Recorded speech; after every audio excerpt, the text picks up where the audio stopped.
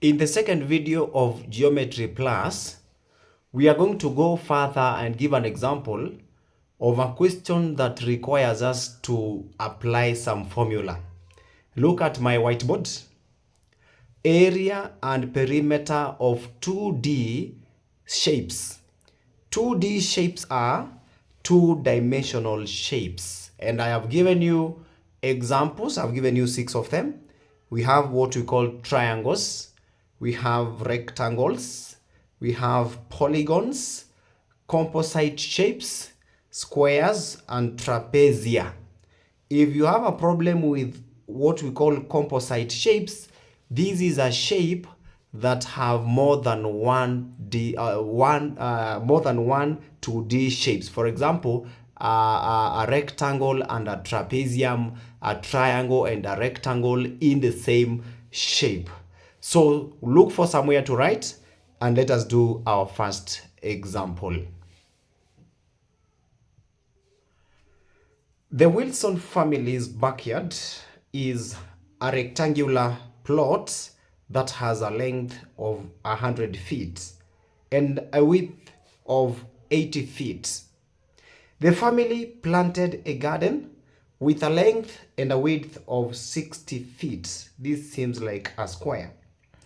The family planted a lawn in the remaining area of the backyard as shown below. That is how the figure looks like. We have from this point to this point 100 feet. 100 feet. Then from top here all the way to this point we have 80 feet. So we have 80 feet. And what else do we have? Nothing. Let us, all right, we have this one. We have this one from top here up to this point. We have 60 feet. And also from here to here we have again 60 feet. What is the area?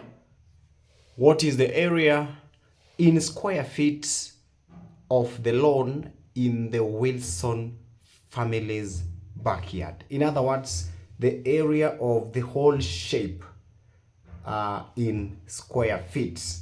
Don't forget, from top here up to this point is 80 feet. Then from here all the way to this end is 100 feet. And from top up to the middle here, around here, is 60. Same case from here to here is 60 feet. There are two approaches, but I will stick to one approach, whereby I will divide this composite shape into two shapes and look for the areas of each shape. I will divide it at this end, at that point, and have a rectangle down here and another rectangle up here.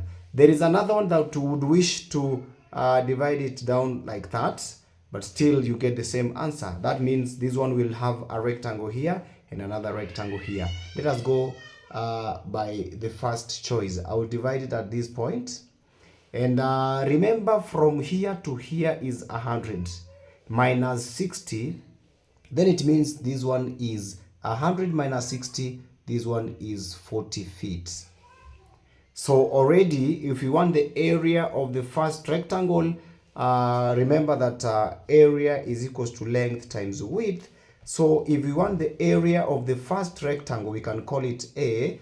40 times 60. 40 times 60 is 2400 square feet. That is the first shape. The second shape B, this one is for A. The second shape is almost very direct. We need this dimension here. Remember, the whole of it from down here to the top is 80 and halfway somewhere is 60. So you subtract 80 minus 60 to get 20. And that 20 is the same as the 20 here. Reasons: opposite sides of a rectangle are equal. So we have the length as 100 feet times the width, which is 20, and then you get 2,000 square feet. The last thing is you want the area of the whole figure. You're going to add the areas of the two shapes to make one. 2,400 square feet plus 2,000 square feet. That gives us 2,400 square feet plus 2,000 square feet gives us 4,400 square feet. That is what you get. From the question, we have choices and the correct answer is A. See you in the next video.